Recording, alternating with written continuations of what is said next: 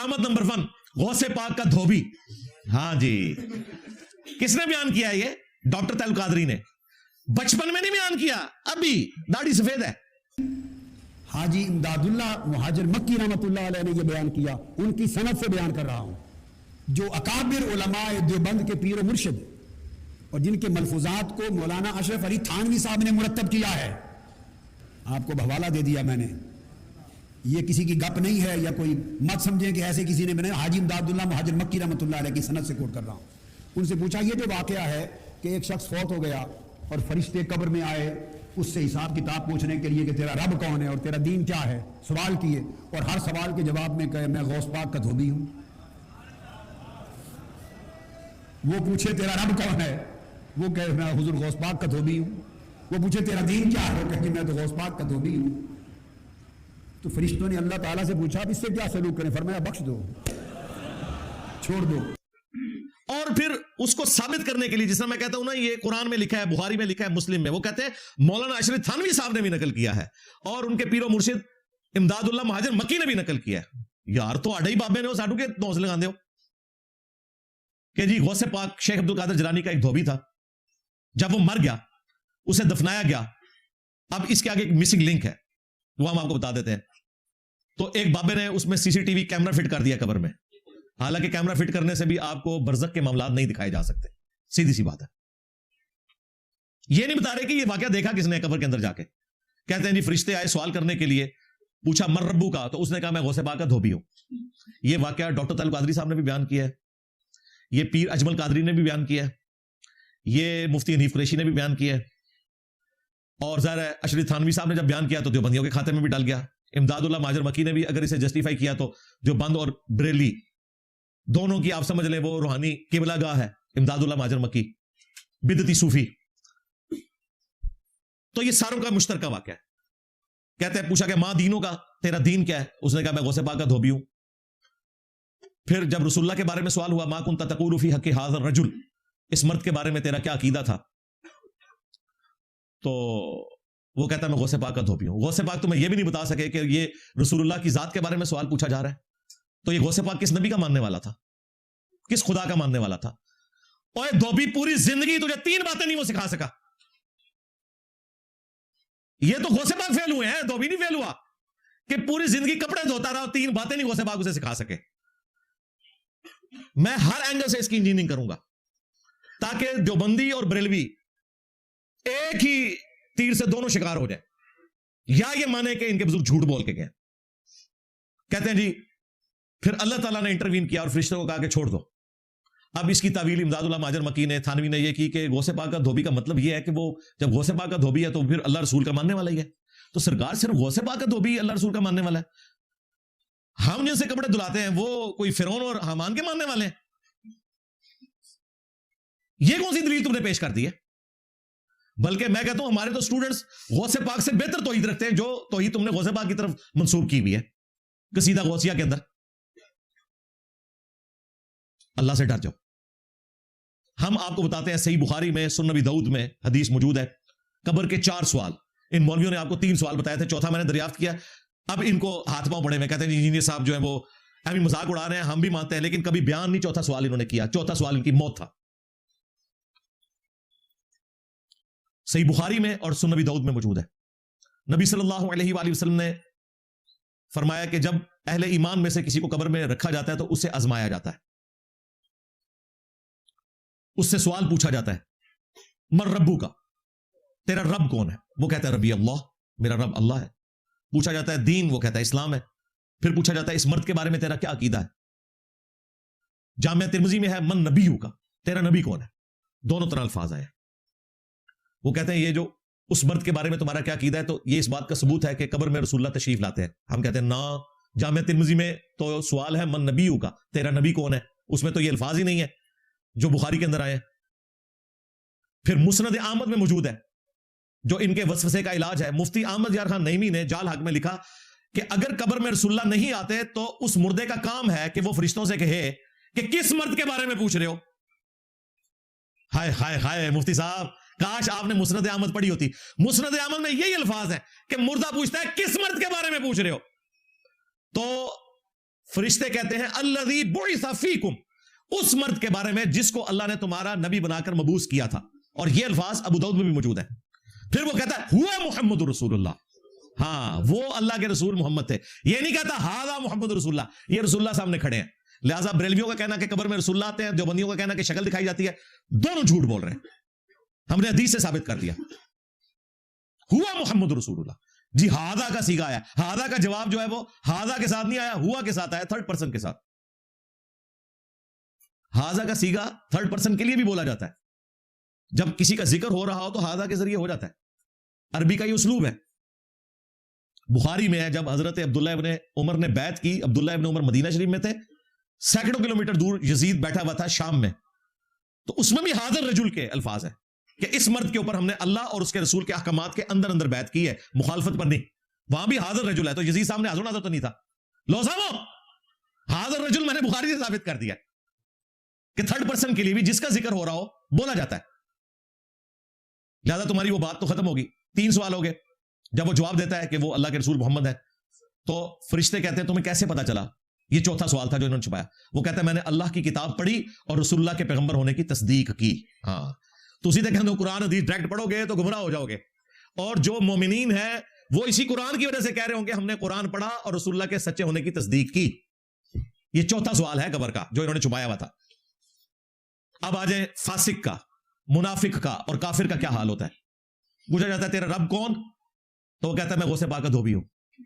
ہاں مومن ہوگا تو کہے گا میں رب کا ماننے والا ہوں، اللہ کا ماننے والا ہوں. وہ کہتا ہے ہائی ہاتا لا ادری لا ادری، ہائے افسوس مجھے کچھ پتا نہیں، مجھے کچھ پتا نہیں. اور مزے کی بات غوث پاک کے دھوبی میں بھی یہی الفاظ ہے. وہ کہتا ہے میں غوث پاک کا دھوبی ہوں، مجھے کچھ پتا نہیں، مجھے کچھ پتا نہیں. اور واقعہ بھی کرنا سی الفاظ بھی چکاڑ دینے سن کہ مجھے کچھ پتا نہیں، میں غوث پاک کا دھوبی ہوں. جب اسلام کے بارے میں پوچھا جاتا ہے وہ کہتا ہے مجھے کچھ پتا نہیں. رسول اللہ کے بارے میں اعوذ باللہ تعالی اللہم حاسبنا حسابا یسیرا آمین. وہ کہتا ہے مجھے کچھ پتا نہیں، مجھے کچھ پتا نہیں. فرشتے پھر چوتھا سوال کرتے ہیں کہ تو نے خود پڑھنے کی کوشش کیوں نہیں کی یا کسی ایسے شخص سے پڑھنے کی کوشش کیوں نہیں کی جو تجھے صحیح راہ دکھا دیتا. یہ چوتھا سوال ہوگا اس سے. اور پھر فرشتے اسے ایک ہتھوڑا ماریں گے اور وہ بالکل فلیٹ زمین کے برابر ہو جائے گا. اور اس کی چیخو پکار کی آواز، ہتھوڑے کی آواز زمین و آسمان کی تمام مخلوقات سنیں گی سوائے جنوں اور انسانوں کے. اگر یہ سنیں تو بے ہوش ہو جائیں. اور سیم الفاظ یہ بخاری میں جب میت کو چرپائی پہ رکھا جاتا ہے اس کے بارے میں بھی ہے کہ نیک میت کہتی ہے مجھے جلدی لے جاؤ میری قبر کی طرف، اور جو فاسق ہوتا ہے وہ چیخو پکار کرتا ہے کہ مجھے کہاں لے کر جا رہے ہو. اور اس کی چیخو پکار جنوں اور انسانوں کے علاوہ تمام مخلوقات سنتی ہیں. اگر باقی سن لیں یعنی کہ انسان اور جن تو بے ہوش ہو جائیں، کیونکہ وہ مکلف ہے نا، اللہ نے ان کے لیے غیبی پردہ رکھا ہوا ہے. ورنہ تو سارے کے سارے لوگ ہی بات مان لیں. یہ اپنے بزرگوں کو دفنا کے مزار بنانے سے پہلے یہ تھوڑے کی آواز آ جائے ان کو، پھر انہوں نے انجینئر صاحب سے لیکچر سننے نے، پردہ تو ختم ہو جائے گا. یہی تو ہمارا امتحان ہے. ان الذین یخشون ربهم بالغیب لہم مغفرۃ واجر کبیر. جو بن دیکھے اپنے رب سے ڈرتے ہیں ان کے لیے مغفرت ہے اور اجر عظیم ہے. تو جو کہتا ہے مجھے کچھ پتا نہیں، مجھے کچھ پتا نہیں، اس کا انجام یہ ہوتا ہے کہ تھوڑا پڑتا ہے. لہذا غوث پاک کا دھوبی تو مر گیا. ہاں سیدھی سی بات ہے. جب اس نے کہا ہوگا مجھے کچھ پتا نہیں، مجھے کچھ پتا نہیں، اللہ کے بندوں فرشتے جو ہیں وہ کوئی انسانوں کی طرح نہیں ہے کہ وہ کوئی اجتہاد کرنا شروع کر دیتے ہیں اللہ کے حکم کے اندر اس اعتبار سے جو بالکل واضح حکم ہے. جہاں کوئی ان کو کلیریفیکیشن کا معاملہ ہو وہ ایک الگ بات. یہ تو واضح حکم ہے. یا تو انہوں نے اس کے جوابات کو قبول کرنا ہے اور اینڈ پہ چوتھا سوال پوچھنا ہے تجھے کیسے پتا چلا، اور وہ کہتا ہے میں نے قرآن پڑھ کے تصدیق کی. اور یا پھر انہوں نے اسے تھوڑا مارنا ہے. جس نے یہ کہنا ہے کہ مجھے کچھ پتا نہیں، جب اس نے یہ کہا نا میں غوث پاک کا دھوبی ہوں سرکار، پھر فرشتوں نے اس کے ساتھ وہی کرنا ہے جس کا وہ حقدار ہے. زیادہ دھوبی تو مر گیا. ہاں وہ بغدادی نہیں کہتا چھڑ دو بچ غوث پاک پہ گیا. ہاں اللہ جو بندے اور چھڑ دو بچ انجینئر پہ گیا جائے میں بھی سا ہے ہی کوئی نہیں، تیرے بابے تھے شاہی کوئی نہیں، پہ گیا جائے تھوڑے بابے نو پہ گیا جائے. ہاں پہ نہیں گیا، کھا گیا تھوڑے بابے نو کھا گیا الحمدللہ. تو یہ جناب ان کے اس دھوبی کی اوقات. بخاری مسلم میں حدیث ہے اے میری بیٹی فاطمہ میرے مال سے جو لینا ہے لے لے، ہاں اگر اللہ کے حضور پکڑی گئی میں تیرے کچھ کام نہیں آؤں گا. حالانکہ بخاری مسلم میں لکھا ہے کہ فاطمہ جنتی عورتوں کی سردار ہیں. ہمیں سمجھایا جا رہا تھا کہ یہ نسبتیں نہ بنا کے بیٹھ جانا اس اعتبار سے کہ اعمال کو چھوڑ دو. ہاں اگر اعمال ہوں گے پھر نسبت فائدہ دے گی. سیدہ فاطمہ کو نسبت نے فائدہ دیا ہے، اعمال بھی ہیں، لیکن صرف نسبت وہ صحیح مسلم میں حدیث ہے جس کو اس کے عمل نے پیچھے چھوڑ دیا اس کی نسبت اسے آگے نہیں لے کے جا سکتی. ہاں یہ ذہن میں رکھیے گا. نبی اسلام فرما گئے ہیں اس کا نسب اسے آگے نہیں کر سکتا جس کو اس کے عمل نے پیچھے چھوڑ دیا. اس کی واضح مثال حضرت نوح علیہ السلام کا بیٹا. اللہ نے کہا یہ تیرا اہل البیت ہی نہیں رہا کیونکہ اس کے عمل دوسرے والے ہیں, اور یہ نسبتیں لے کے بیٹھے ہوئے ہیں. نسبت کو ہم مانتے ہیں بھائی, لیکن عمل درست ہونے کے بعد. اگر عمل درست نہیں ہے تو مسلم شریف کی واضح حدیث ہے, جس کو اس کے عمل نے پیچھے چھوڑ دیا اس کا نسب اسے آگے نہیں لے کے جا سکتا. اب مجھے بتائیں, غوث پاک کا دھوبی, یہ واقعہ کسی حدیث میں کسی آیت میں فٹ ہوتا ہے؟ وَلَا تَزِرُ وَازِرَةٌ وِزْرَ أُخْرَى, کوئی جان جو بوجھ اٹھانے والی ہے دوسرے کا بوجھ نہیں اٹھائے گی. یہ کہہ رہے ہیں غوث پاک کا دھوبی. غوث پاک نے اپنا حساب و کتاب خود دینا ہے اللہ کو, کسی کا بوجھ انہوں نے کہاں سے اٹھانا ہے؟ سب جعلی بات ہے. کرامت نمبر 2, غوث پاک کا مرغا. ہاں, حضور غوث پاک کی بارگاہ میں گئی, ادھر دیکھا آپ مرغی کھا رہے تھے اور کھا کے ہڈیاں پھینک رہے تھے, ایک جگہ ہڈیاں جمع تھی. اب ماں اور پارا اور چڑھ گیا اور کہنے لگی اے سرکار آپ مرغیاں کھائیں اور میرا بیٹا روکھی جو کی روٹی کھائے, یہ کہاں کا سلوک ہے؟ فرمایا بیٹھ جاؤ مائی. جب کھانے سے فارغ ہوئے تو ہڈیاں جمع تھیں. آپ نے ہڈیوں سے کہا کہ ہڈیوں دوبارہ مرغا بن کے کھڑی ہو جاؤ. دیکھتے دیکھتے مرغی زندہ ہو کر کھڑی ہو گئی. آپ نے فرمایا تیرا بیٹا جب اس مقام پہ پہنچ جائے گا تو پھر جو چاہے کھاتا بھی رہے. وہ کہتے ہیں جی کہ ایک عورت آئی غوث پاک کو ملنے کے لیے, خود وہ مرغا کھا رہے تھے اور وہاں جو اس عورت کا بچہ تھا وہ روکھی سوکھی کھا رہا تھا. ٹھیک ہے, اس کا مطلب ہے آج کل جو آپ عیاشی دیکھ رہے ہیں نا, پیروں کی, علماء کی, مہنگی مہنگی گاڑیاں, مہنگی مہنگی رہائشیں, اور آپ کو کہتے ہیں اللہ کے نبی چٹائی پہ بیٹھتے تھے, تو ان کے بڑے بھی یہی کچھ تھے. خود ککڑ پھاڑ رہے ہیں اور بچوں کو روکی سوکی کھلا رہے ہیں. کیا یہ رسول اللہ کا طریقہ تھا جو غوث پاک نے اڈاپٹ کیا ہوا تھا؟ اچھا, پھر وہ کہتے ہیں کہ وہ ماں جو ہے وہ پریشان ہوگی تو اس نے شکایت کی کہ حضرت یہ کیا. وہ کہتے ہیں جی پھر غوث پاک نے وہ مرغا پورا پھاڑنے کے بعد, کھانے کے بعد ہڈیاں جمع کی. لگتا ہی ہے غوث پاک نے اکیلے ہی سارا مرغا کھایا, ہاں, کیونکہ اور کسی کا ذکر وہاں پہ نہیں ہے. پورا مرغا کھانے کے بعد انہوں نے ہڈیاں جمع کی, اس کے اوپر ہاتھ پھیرا اور کہا کم بھی اذن اللہ, اللہ کے اذن سے کھڑا ہو جا.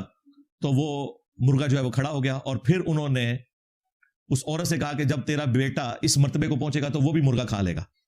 یعنی جدوں وہ بھی مدرسہ اپنا اللہ بنا لے گا, وہ بھی گھڑی گھڑا لے گا. جھوٹ, یہ نبی کی تعلیمات ہے. کسی صحابی نے کبھی کوئی مرغا زندہ کیا یار؟ یا نبی علیہ السلام نے کبھی کوئی اس طریقے سے مرغا کھا کر زندہ کیا؟ اور کیا یہ نبی کا طریقہ ہے کہ تم لوگ خود جو ہے مہنگی مہنگی غذائیں کھاؤ اور اپنے سب آرڈینیٹس کو روکی سوکی کھلاؤ؟ ہم آپ کو بتاتے ہیں ہمارے نبی کا طریقہ کیا ہے. بخاری اور مسلم دونوں میں حدیث ہے. جابر بن عبداللہ رضی اللہ تعالیٰ عنہ کہتے ہیں غزوہ خندق کا موقع تھا, تو ہم خندق کھود رہے تھے, ایک چٹان اتنی مضبوط آئی کہ وہ ٹوٹتی نہیں تھی. تو ہم نے نبی علیہ السلام کو جا کے شکایت کی کہ یا رسول اللہ چٹان نہیں ٹوٹ رہی.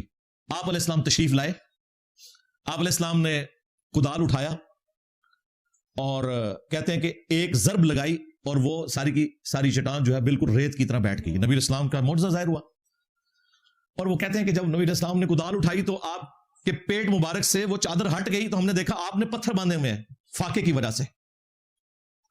تو صحابہ کرام نے کہا یا رسول اللہ, تو آپ نے فرمایا کہ 3 دن سے میں نے کوئی چیز نہیں کھائی. تمہارے غوث پاک مرغے پھاڑتے ہیں اور مریدوں کو روکی سوکی کھلاتے ہیں, ہمارا نبی وہ ہے کہ وہ صحابہ کے ساتھ خود بھی فاقے پر ہے. یہ فراڈ چھوڑ دو کہ یہ کہیں دین تصوف کے ماننے والے نبی کے طریقے پہ تھے. انہوں نے کبھی نبی کے طریقے پڑھے ہی نہیں, عمل کہاں سے کرنے تھے. اچھا, جابر بن عبداللہ نے جب یہ حالت دیکھی تو وہ فوراً اپنی بیوی کے پاس آئے اور کہا کہ کوئی اناج وغیرہ ہے. تو انہوں نے کہا کہ 1 سا رکھی ہوئی ہے گندم یا آٹا, 1 سا سمجھ لیں تقریباً 3 کلو آج کا بنتا ہے, پونے 3 کلو. تو 3 کلو میں کتنے لوگ کھانا کھا سکتے تھے؟ اور ایک چھوٹا سا بکری کا ایک بچہ ہے, اس کو میں ذبح کر لیتی ہوں, تو تم نبی علیہ السلام کے کانوں میں جا کے کہہ دینا کہ یا رسول اللہ آج آپ کی ہمارے ہاں دعوت ہے, آپ نے 3 دن سے کچھ نہیں کھایا. غوث پاک تو اکیلے مرغے پھاڑ رہے ہیں. اب میں اس کا مذاق اس لیے اڑاؤں گا کہ یہ خود ڈاکٹر طیب القادری نے کرامت بنا کے پیش کی ہے. اب نہ کہنا کہ کتابیں بدل گئی ہیں, ہاں بالکل ایسے ہی کیا ہوگا. اور اگر غوث پاک کا یہ حال ہے تو باقی بابے شاہی کوئی نہیں, کیونکہ ظاہر ہے سب سے بڑا انہوں نے ان کو ہی کلیم کیا ہوا نا. جابر بن عبداللہ نے کان میں آ کے حضور کو سرگوشی کی, یا رسول اللہ 2-4 بندے لے کے اپنے ساتھ آ جائیں, میں نے اتنا سا کھانا بنایا. لیکن وہ اللہ کے نبی تھے, غوث پاک تو نہیں تھے. نبی علیہ السلام نے اسی ٹائم اناؤنسمنٹ کی کہ آج سب لوگ جابر بن عبداللہ کے گھر جائیں گے, ہماری دعوت ہے. غوث پاک تو نہیں تھے. نبی علیہ السلام نے اسی ٹائم اناؤنسمنٹ کی کہ آج سب لوگ جابر بن عبداللہ کے گھر جائیں گے, ہماری دعوت ہے.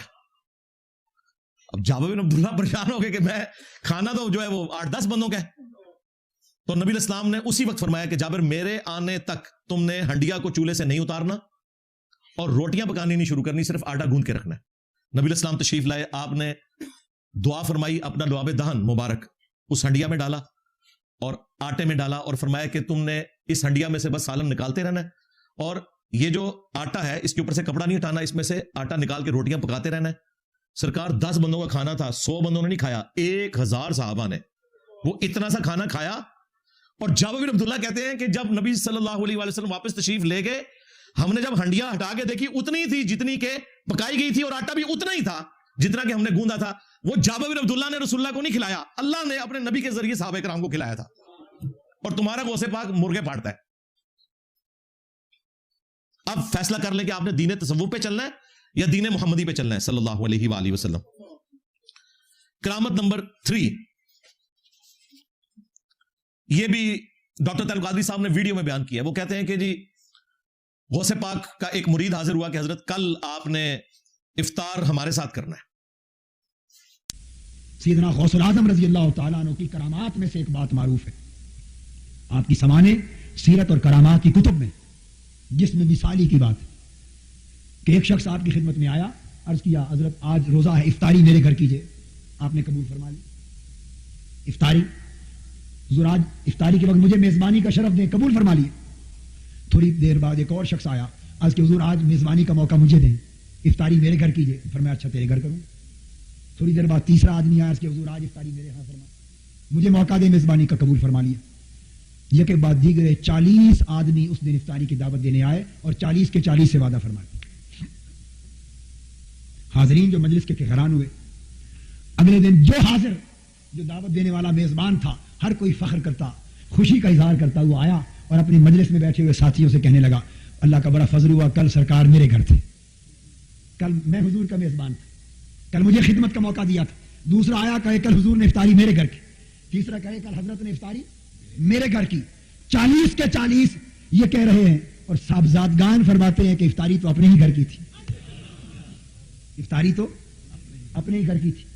مولانا اشرف علی صاحب تھانوی جیسے علماء نے بھی ان چیزوں پر گفتگو کی ہے اور بیان کیا ہے, اور کہتے ہیں کہ اس سے مراد جس میں مثالی کے ساتھ تشریف لے جانا تھا. کیا جس میں حقیقی سے تو گھر ہی رہے, مگر اولیاء اللہ کو ایک جسم مثالی ملتا ہے, جس میں اس مثالی جسم سے ایک وقت میں 40 جگہ بھی جانا چاہیں تو تشریف لے جا سکتے ہیں.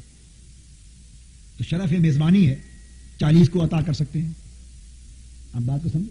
ارے ملک الموت ہے, ایک وقت میں چاہے تو 1,00,000 گھروں کا مہمان بن جائے. تو انہوں نے دعوت قبول کر لی. تھوڑی دیر بعد ایک اور مرید آیا, اس کی بھی دعوت قبول کر لی. کہتے ہیں 40 مریدوں نے آ کے ایک مجلس میں الگ الگ دعوت دی, ایک ہی روزے کی افطاری. سرکار 40 روزے دی نہیں, روزے 3 ہوندے نے, ایک ہی روزے کی, کل کی افطاری, کل کی افطاری. اور کہتے ہیں وہ 40 گھروں میں افطار انہوں نے کیا بھی. ظاہر ہے جو بندہ پورا پورا مرغا کھا جاتا ہے تو 40 گھروں کی افطاری تو کھائے گا, اور ایک وقت میں افطاری کی. اصل میں کرامت یہ بتا رہے تھے, آپ سمجھ رہے ہیں 40 مرغے کھانا جو ہے افطار ہے, نہیں, 40 جگہ ایک وقت میں. اور پھر ڈاکٹر طارق قادری صاحب کہہ رہے ہیں کہ اگر کسی کو وسوسہ آتا ہے تو کیا حضرت ملک الموت علیہ السلام 1,00,000 سے زیادہ گھروں میں روزانہ روح قبض کرنے کے لیے نہیں پہنچ جاتے؟ ایک فرشتہ ہے ملک الموت, اگر وہ 1,00,000 سے زیادہ گھروں میں, آج کل تو ویسے فکر تقریباً 1.5-2 لاکھ ہے 24 گھنٹے میں, چلے ایک لمحے میں کئی ہزار گھروں میں چلا جاتا ہے, تو عبد القادر جیلانی بھی جا سکتے ہیں. سرکار پھر اگلی بات کریں, اگر عیسیٰ ابن مریم بغیر باپ کے پیدا ہوئے ہیں تو عبد القادر جیلانی کا بھی باپ کوئی نہیں تھا. اگے کرو. ہاں, یہ ان کو لگے گی گالی. کیوں گالی کیوں ہے؟ یہ تو معجزہ ہے. قرآن میں تو اللہ نے کہا کہ ہم عیسیٰ اور اس کی والدہ کو تمام جہان والوں کے لیے نشانیاں بنانے لگے ہیں, اور تم کہتے ہو کہ تمہارے غوث پاک جو ہے وہ اولو العزم پیغمبروں کے نائب تھے. تم مان لو کہ غوث پاک کا بھی باپ کوئی نہیں تھا. سب کہانیاں بنائی ہوئی, جھوٹ بنایا ہوا ہے. دوسری طرف بخاری مسلم میں حدیث ہے, ایک عورت مسجد نبوی کی صفائی کرتی تھی, حبشی عورت, فوت ہو گئی. رات کے وقت صحابہ کرام نے جنازہ پڑھ کے دفنا دیا, نبی اسلام کو نہیں بتایا. چند دن گزرے, آپ صلی اللہ علیہ وآلہ وسلم نے پوچھا کہ وہ عورت نظر نہیں آ رہی, تو صحابہ نے کہا یا رسول اللہ وہ تو فوت ہوئی تھی, ہم نے اس کو جنازہ پڑھ کے دفنا دیا, آپ کے آرام میں خلل نہ آئے, تو آپ کو نہیں بتایا. آپ نے فرمایا مجھے تم نے کیوں نہیں بتایا؟ اب مجھے اس کی قبر پر لے جاؤ. نبی اسلام اس کی قبر پہ گئے, جنازہ پڑھا, वापसी पर पलटते हुए आपने फरमाया ये कब्रें अंधेरों में डूबी हुई थी, मेरे जनाजा पढ़ने की बरकत से अल्लाह ने इन कब्रों को नूर से भर दिया। यकीनन वो अहले ईमान की कब्रें थी, क्योंकि काफिर की कब्र नूर से नहीं भर सकती नबी के जनाजा पढ़ने से। सूरह तौबा में लिखा है कि आप 70 दफा भी मगफरत करें, हम मगफरत नहीं करेंगे। और अब से आपने ना किसी मुनाफिक की कब्र पे खड़े होना है, ना उसके लिए दुआ करनी है। रसूलुल्लाह की दुआ से मुनाफिक को, काफिर को नफा इस हवाले से नहीं पहुंच सकता कि उसकी कब्र नूर से भर जाए। अगर उस जमाने के लोगों को कब्र में नूर के लिए रसूलुल्लाह की दुआओं की जरूरत थी, तो हम आप तो शाही कोई नहीं। अब मुझे बताएं, नबी इस्लाम ने रूहानी तौर पर जाकर वो जनाजा क्यों नहीं पढ़ लिया था? साहबे कराम ने आपको बताया कि फौत हो गई थी, वरना तो नबी इस्लाम अगर गौसे पाक 40 जगह पे इफ्तार कर सकते हैं, तो नबी इस्लाम क्या 2 जगह पे नहीं हो सकते एक वक्त में? ये हमें कहते हैं जी बड़े से बड़ा गौस कुतुब अब्दाल एक साहबी के कदमों की खाक के बराबर भी नहीं है, और वो कहते हैं जी उसके घोड़े के कदमों की खाक। जाली बात है, ये झूठ है। कोई भी अहले ईमान किसी साहबी के घोड़े के कदमों की खाक के बराबर नहीं है। साहबे कराम भी इस बात को बुरा मनाएंगे कि जानवर के नीचे कर रहे हो, जानवर तो काफिर होते हैं। उलाइका कल अनआम बल हुम अदल। अहले ईमान तो जानवर नहीं है। अहले ईमान की हुर्मत तो काबे से बढ़कर है। जामिया तिर्मिज़ी में, सुनन इब्न माजा में हदीस मौजूद है।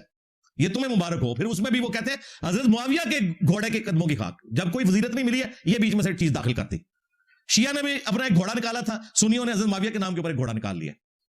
अमीर मुआविया ने जो हुजूर की हमायत में घोड़ा दौड़ाया ना, उस घोड़े के नाक में जो मिट्टी दाखिल हुई ना, उमर बिन अब्दुल अजीज तो उसका मुकाबला भी नहीं कर सकता। जाली बात है। तो नबी सल्लल्लाहु अलैहि वसल्लम के हवाले से जब हम ये बात करते हैं ना कि मेरे नबी सा है ही कोई नहीं, तेरे बाबे ते शाही कोई नहीं, तो ये तो बड़ा जबरदस्त नारा है। तुम तो कहते हो सहाबी के घोड़े के कदमों की खाक जैसा कोई नहीं, गौस कुतुब अब्दाल ते शाही कोई नहीं। हम तो कहते हैं नबी के जैसा है ही कोई नहीं, तेरे बाबे ते शाही कोई नहीं। कहते हैं साबित करो, साबित करते हैं, लो सामो। तो ये जाली चीजें इन्होंने मशहूर की हुई थी। इसी तरीके से सही मुस्लिम में हदीस है, बनु सलमा जो है वो मस्जिद नबी शरीफ के करीब शिफ्ट हो रहे थे, एक चौराहे पर नबी इस्लाम से मुलाकात हुई। आपने फरमाया कि तुम अपने उसी गांव में रहो, जितने कदम तुम चल के आते हो अल्लाह ताला के हुजूर उतनी नेकियां लिखी जाती हैं। उन्होंने कहा या रसूलल्लाह इतनी दूर से आते हैं, हमें नमाज में तरद्दुद होता है, ज़ाहिर है लेट हो जाते हैं बाज़ औक़ात। तो आपने फरमाया जितने कदम चल के आते हो तुम्हें सवाब मिलता है। तो वो दोबारा से अपने गांव में शिफ्ट हो गए। नबी इस्लाम ने उन्हें ये मशवरा नहीं दिया कि गौस कुतुब अब्दाल तो उड़ के पहुंचा करेंगे मक्के और मदीने, तुम उड़ के मस्जिद नबी में आ जाया करो। उस टाइम कोई नहीं उड़ता था, सब झूठ है, ना बाद में कोई उड़ा है। ये सारे फ्राडिये हैं, झूठ बोलते रहे।